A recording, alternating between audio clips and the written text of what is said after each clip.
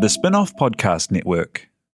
Tem um momento na carreira que precisamos dar um passo além. É hora de fazer uma pós-graduação. Só que muitas vezes o custo pesa no bolso, inviabilizando tudo. Com a pós-graduação do Senac, você não tem esse problema. Cursos com até 50% de desconto e muito mais tempo para pagar. TCC opcional, modelo flexível com aulas presenciais e online e alguns cursos com apenas 12 meses de duração. Não tem mais desculpa, hein? Saiba mais em sp.senac.br/pós-graduação. Esse podcast é um oferecimento de Samsung Galaxy AI. E sabe o que mais ele te oferece? Que tal um intérprete em tempo real na palma das suas mãos para você nunca mais ter problemas em viagens ou reuniões? E falando em viagens, não precisa mais ficar com aquela foto torta. Com a câmera aprimorada, você deixa sua foto genial sem ter que baixar outros apps. Tem tanta coisa que o Samsung Galaxy AI pode fazer por você. Clica aí no banner para descobrir o que. Galaxy AI, a inteligência artificial nas suas mãos. When the Facts Change is brought to you by the Spin-off Podcast Network, in partnership with Kiwi Bank, the bank for Kiwi looking to get ahead in business and in life, a bank that delivers expertise and banking know-how, smart advice for business owners wanting to invest, grow their business or diversify, a bank that adapts with technology through the lens of its people and customers. It is a bank with heart that is driven by its purpose, Kiwi making Kiwi better off.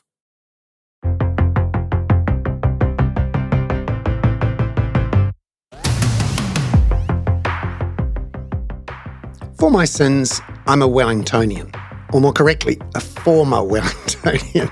I lived in Wellington, around Mount Cook and Brooklyn, for over a decade with my family, and I still have 2 daughters who live there. I really care about Wellington, and I know of its major dramas, its problems, and its essential missing link, housing. There are not enough homes in Wellington. Housing is brutally expensive. There isn't enough of it. And when you can get a home, a flat, an old villa, it's probably damp and cold and unhealthy. This week on When the Facts Change, we talked to Murray Edridge, the Wellington City Missioner, about some major things he's been doing on the housing front in Wellington, or more correctly, helping those people who have really struggled to get into the housing market and are at the end of their tether. People who are really homeless, not just couch surfing or even living in a van, but actually have to get out of the weather, that bloody weather. We call this season from July through to December in Wellington Shitsville, because it's not really like a spring or a summer. It's just an awful period where it's raining and it's cold, and you do not want to be sleeping out in the cold in Wellington. This week on When the Facts Change, we talk with Murray Edridge about the changes made at the City Mission, about the new buildings, and about the new approaches to dealing to huge problems. Murray's passionate about Wellington, as I am, and it's very clear from speaking to him that the core of our problems in Aotearoa are around housing supply, the right type of housing, and making sure that everyone has an affordable and healthy home, because we don't at the moment. I'm Bernard Hickey for When the Facts Change. That's this week with Murray Edridge, the City Missioner in Wellington.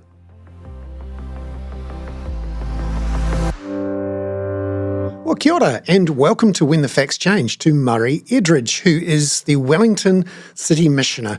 Great to have you on the show, Murray. Kia ora, Bernard. Wonderful to be here today. Yes, I'm a former Wellingtonian and a passionate follower of housing issues around Wellington, been part of them, walked past them, 2 daughters living there. I'm obsessed by Wellington housing. Could you tell us what's the situation with Wellington housing, particularly central Wellington, which is where you're focused? Well, like you, I'm obsessed with Wellington housing. I wasn't always, but I have become so. And when I describe to people the issues that the community faces, housing is always the number one priority on that list. In fact, the Wellington City Council commissioned a report. They did a survey of 300 streets of Wellington and said, what are the challenges facing our community in the housing sense in these 300 streets?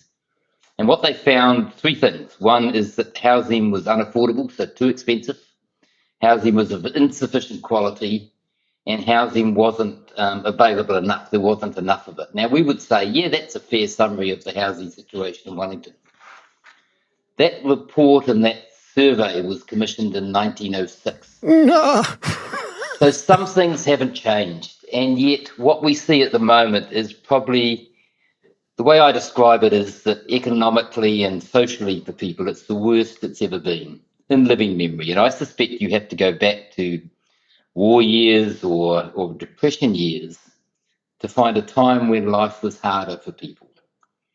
And what we're seeing for the first time probably ever over the last 12 months or so is a degree of hopelessness come into people's experience of life.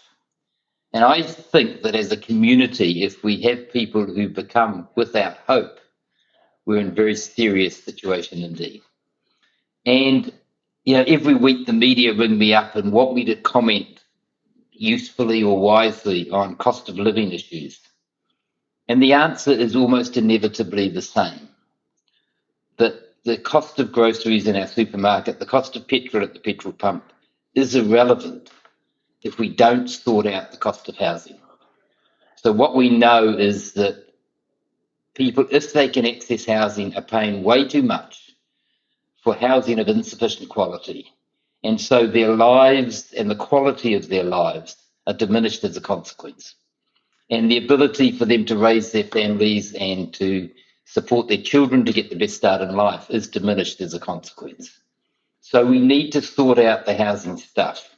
We need to work to ensure that there's sufficient housing, that everybody is housed okay, and that housing is affordable and people aren't having to make the critical decisions that we know they're making between paying the rent, paying the overdue power bill, feeding the kids, getting the kids set up okay for school. People are making these terrible critical decisions every single day. And for most of us, that's not the reality, so we don't get to see it. And part of my role in life has become to engage with those who have some resources and talk about those who are struggling in a way that's accessible and connected and engaging, so that people understand that our community, if it's going to be successful, means everyone needs to share to some degree in that success. So how do we think about our community as a whole? Yeah, and it's a massive problem, which a group of people are going to be talking about, along with other issues around poverty, in a conference called Pakukore Poverty by Design, being run by the Stout Centre from Victoria University in Wellington. And you're going to be talking during the session about essentially how to change and reinvent the way we're doing things. The Wellington City Mission has been very active in recent years in changing things and what it's doing, how it's doing it, the buildings it's doing it in. I'm really curious about how you've done things differently and in a better way, particularly in the last couple of years, starting with the new building that opened a few weeks ago in Wellington called Whakamaru. So could you tell us about that building and what it represented and what you were trying to achieve? Well, let me give some context for Whakamaru. This is a very special year for the Wellington City Mission. This year is our 120th birthday. So we were founded out of a St. Peter's Anglican Church in Wellington in 1904. And if you look back at that 120-year history, which is valuable in itself because we're an organisation that people have confidence in and trust because we've been around for a very long time.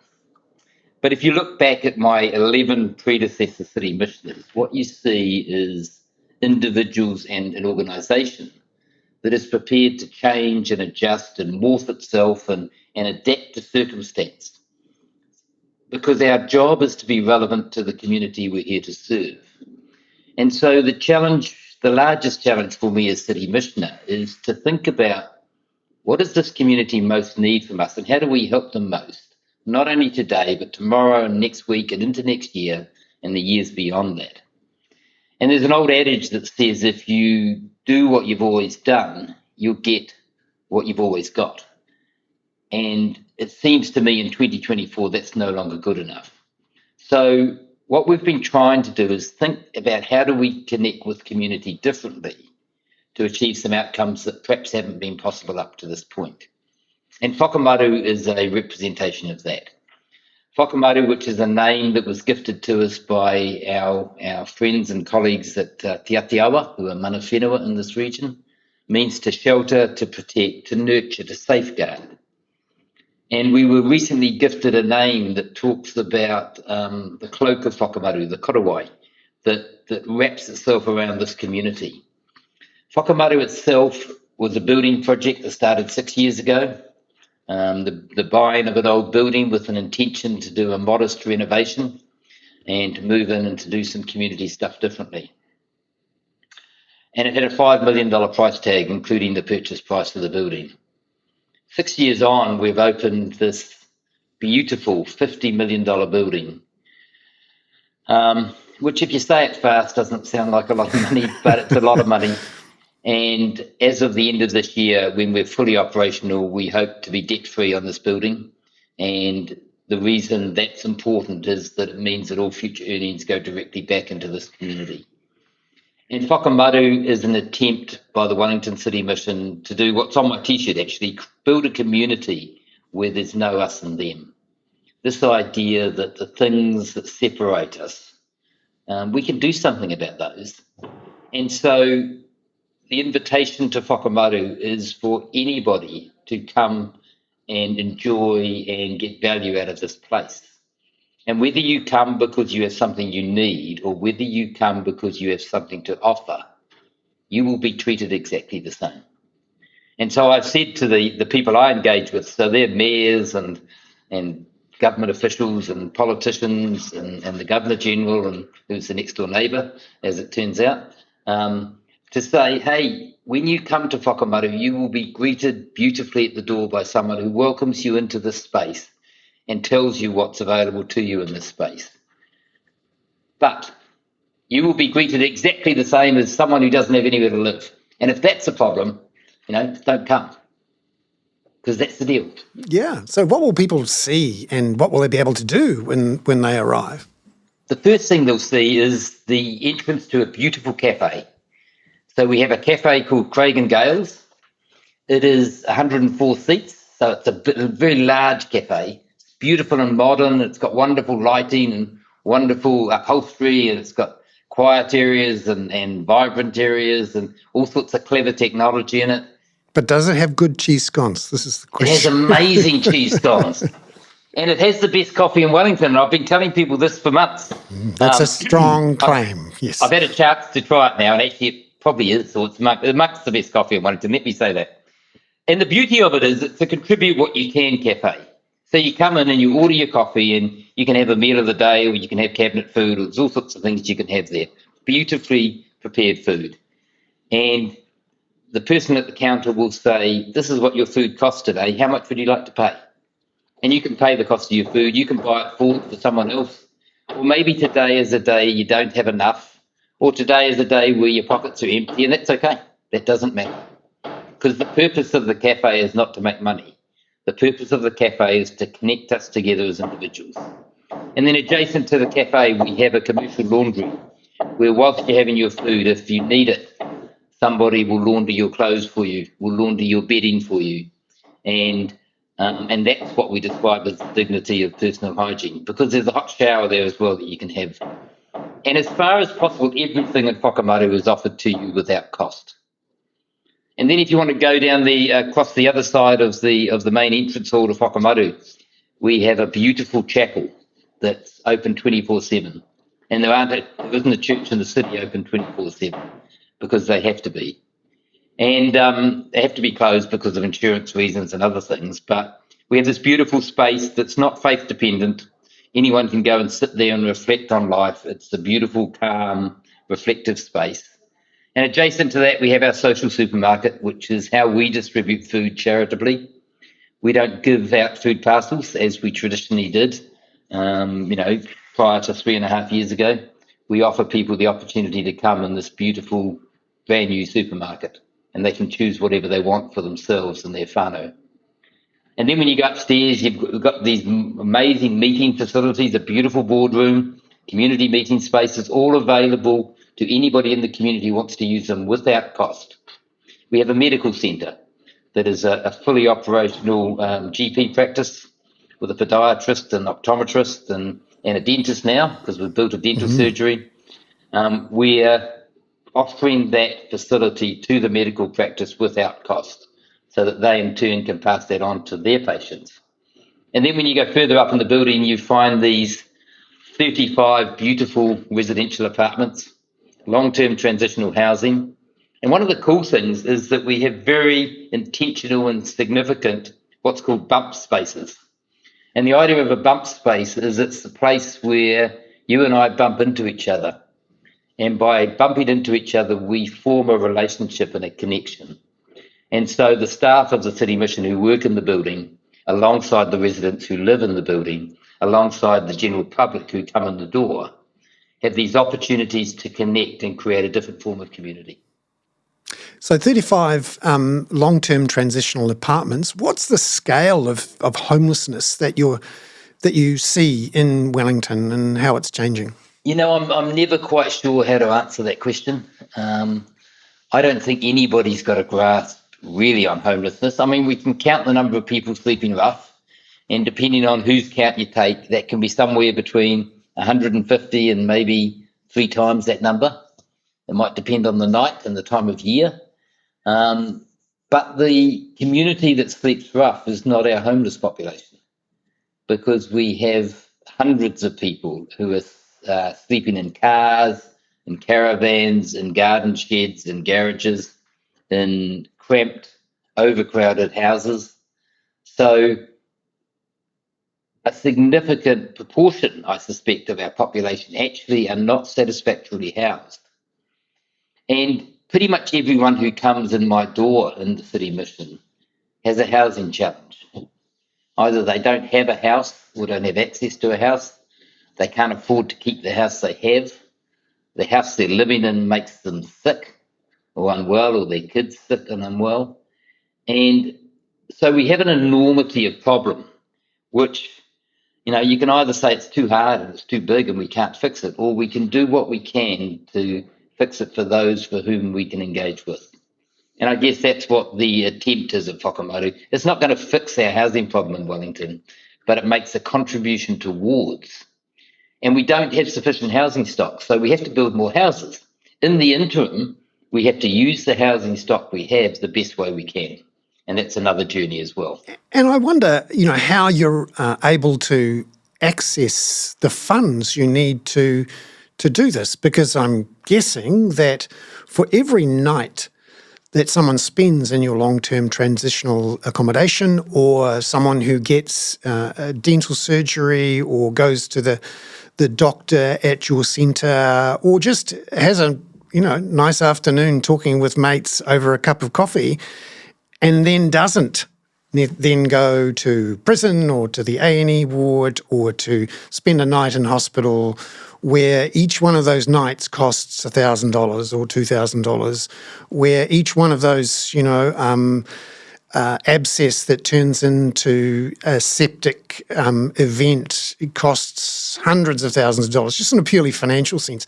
How do you make sure that the money you're saving the government by doing this, at least some of it, comes back to you? Yeah.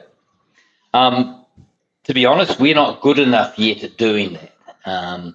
What we do know is that the costs of providing the services we offer, and there are costs, let's be clear about that, I actually think they're an investment in a reduction in expense and liability elsewhere in the system, quite clearly. And I can give you clear examples of that.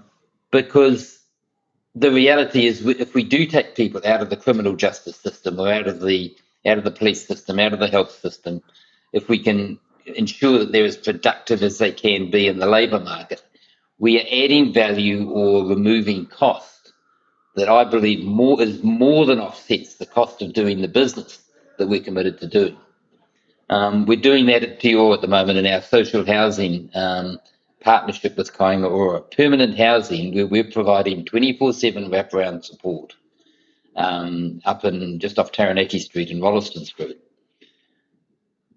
You know, the government has a policy position that says if we provide you permanent housing, we won't pay for support services. Te Ora is an exception to that, as is Te Matawai in Auckland. Because I am convinced that the nonsense of saying when you're in permanent housing, your issues go away, that doesn't make any sense to me, because the issues that got you there in the first place aren't actually fixed by the provision of a house. So when we talk about permanent housing, we don't generally talk about buildings. The building is one component part of it. It's about the ability to be interconnected in your community and to function alongside other people so that you and they continue to live productive, effective, and appropriate lives.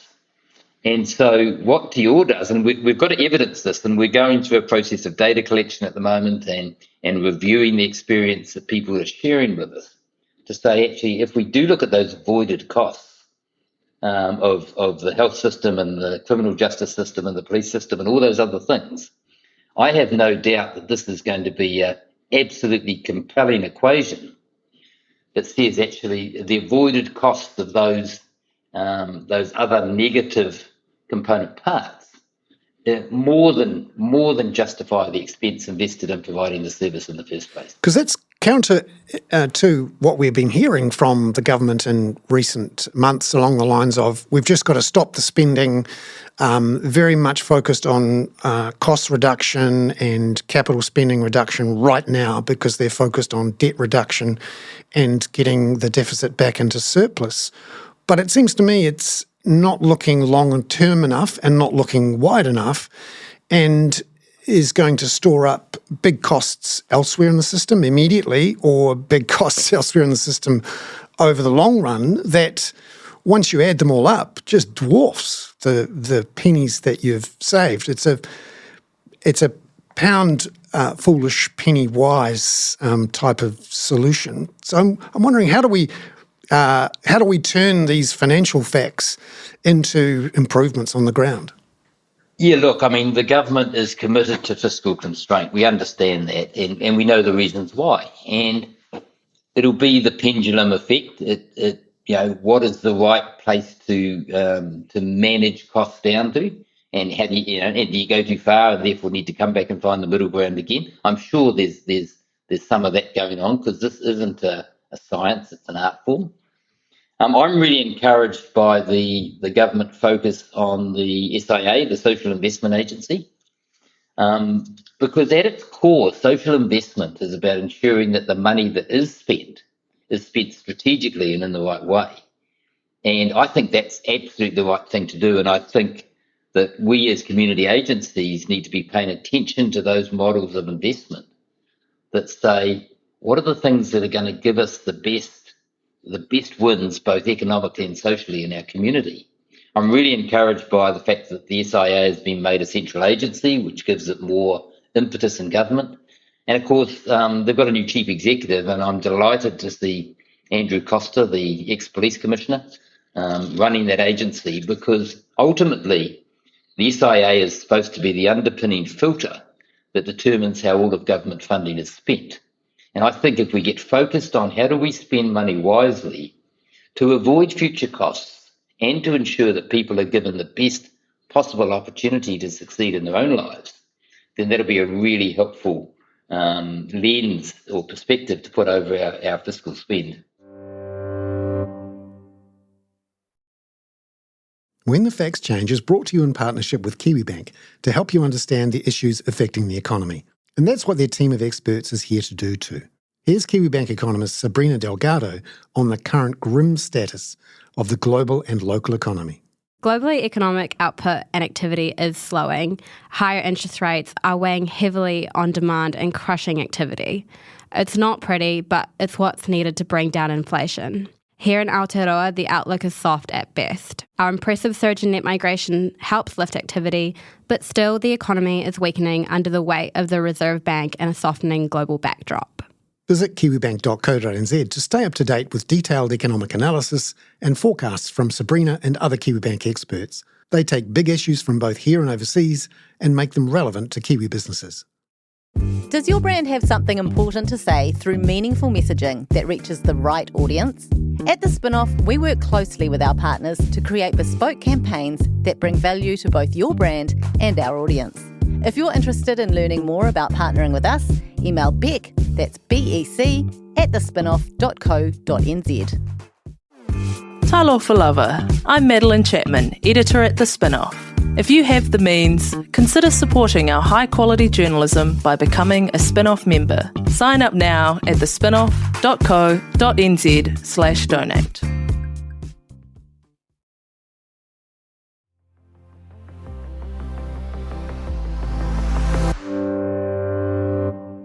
One of the other interesting things you're doing is around New Zealand's first wet house, Te Pāmaru, which does things differently and in a way, has a different angle on trying to do things now to save problems later, but in a way that is perhaps counterintuitive in that it is a place for alcoholics to come where they're allowed to keep drinking. Could you tell us about how that developed and what you've found so far since it launched in late last year? And I know for a number of people this sounds counterintuitive, but the people we're dealing with in Te Pāmaru have an alcohol use disorder, which means the alcohol essentially keeps them alive. It's become part of their constitution, as it were. When we had the opportunity to do something different in the community, we were gifted a building, which used to be the Wellington Men's Night Shelter. People get really enthused about the fact that we were gifted a building. I say to people, if anyone offers to give you a building, be really careful, because it comes with some challenges, as it did for us. But having invested heavily in refurbishing this building, and we deliberately focused on creating a space where we had 18 residential facilities, 18 residential rooms, all en-suited, and that's about dignity and respect for people's circumstance. And then saying, how do we use this? And what is the most or biggest unmet need in our community? And it turned out, in our view, that it was people who were alcoholics. And because they couldn't be sober or abstinent, they were excluded from rehabilitation and renewal programs, and they were excluded from housing because nobody wanted to house somebody who couldn't be sober. And so we created Te Pāmaru, and we don't call it a wet house because we don't think that's the ideal description for it. We call it a residential alcohol harm reduction service, which doesn't flow off the tongue quite as well as a wet house, but I accept that. And it's modelled on a Canadian model because there wasn't an example in New Zealand to look at. And the Canadians and a little bit into the UK, but particularly the Canadians, who have done managed alcohol programs since 1986. And basically it says, it's based on this principle that if you provide people good, safe, appropriate accommodation, if you give them good nutrition, i.e. you feed them well, if they're part of a community and they belong to something, and if they have something useful to do, then over time their addictions will decrease. So we just started off with this aspiration not to make people sober, because that was too big an aspiration for us. In fact, in the early days, we talked about getting people onto beverage-based alcohol, which might sound like a pretty low bar. But if people are getting their alcohol from places like hand sanitizer and methylated spirits and rubbing alcohol, these things are incredibly damaging for someone's health. And so we opened effectively for overnight residents on the 1st of April this year, despite having opened the facility last year. And as of today, we have 14 residents in there. We have up to 18 available, but we've had to build up to it because this is a tough service. And what we've seen is the most remarkable results. In fact, I've got some seasoned staff who have been working in social services for many, many years who have said this is clearly, without doubt, the best thing we have ever done because we've seen people's lives change. I'll give you one example, and I won't name the individual, but we share his details with his permission. When he arrived on the 1st of April, and we had some experience having housed him 18 months before that and had a number of major challenges. He arrived on the 1st of April, unable to stand or walk unassisted on a walking frame. He had major cognitive impairment. He'd had 37 paramedic call-outs in the previous 6 months. He had regular seizures.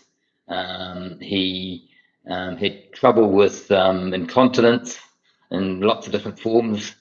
And he was drinking 18 units of alcohol a day. So he turned up on the 1st of April as our first resident. 4 months later in August, we've got some lovely images of him in a presentation I do where he's dancing and he's reconnected with his whānau and he's rediscovered his artistic ability and he's drinking 8 units of alcohol a day as of August. And so what we see is some transformation in his life. But let's be clear, he's not out of the woods yet and maybe never will be. So this is quite specifically designed as a harm reduction service, which reduces the harm people create for themselves, for their whānau and for the community. But we are seeing lives transformed and it's remarkable. And so, I hope that Tipa Maru is a model that gets mirrored and copied and developed elsewhere in this country, because we know the issues are there for those who are most vulnerable and those who have least support.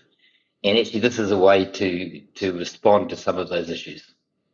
Just finally, Murray, because you're obviously spending a lot of time building the ambulance, which by necessity is at the bottom of a cliff and it's a very high cliff. But you've also just been appointed as the chair of the Kapiti Coast Affordable Housing Trust, which is one of those affordable housing trusts that's spun out of council-owned social housing. And there's a few of them around the country. The biggest one from memory is in Christchurch. And it's one of the potential solutions to increasing our housing supply, particularly at the more affordable end at scale. What opportunity do you think there is for the community housing organisations to help us build up fast and at scale the number of affordable homes? Well, traditionally, some of our local government authorities have been some of the largest landlords in New Zealand, and we've seen council administer housing stock. And generally, it hasn't been highly successful because actually local government are good at lots of things. They're not necessarily that good at offering, maintaining, providing housing stock and engaging with their residents in the appropriate way. So the Kapiti Coast, like so many councils around New Zealand, is saying, well, can we do this a different way? Can we bring a group of people together who are skilled and experienced in providing housing, particularly affordable housing, who aren't limited by some of the regulation that afflicts local government, can access things like the income-related rent subsidy from government, and can do innovative stuff in terms of housing development, using the available land or the available infrastructure that the council might have access to, but don't necessarily have the creativity or the innovation or the ability under legislation to utilise in the same way. And in my case, the Kapiti Coast is my home community. And if you're going to talk about this stuff, you've got to be prepared to stand up and be involved in it. And so the opportunity to be part of a local community initiative that looks at the assets that are available and how do we create the housing stock that will enable people to build good lives for themselves is awesome. And so it's an exciting new venture. We're just starting up, and so it's early days yet. But I look forward to be able to create in that community, as I do in the Wellington community, the opportunity for people to have access to the sort of housing that will make their lives enabled in the way that gives them the best possible chance to succeed.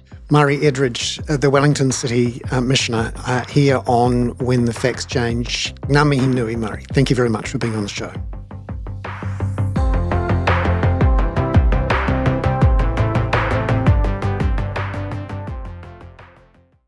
When the Facts Change was brought to you by the Spin-Off Podcast Network, together with KiwiBank. Visit kiwibank.co.nz to find out how KiwiBank are making Kiwi better off.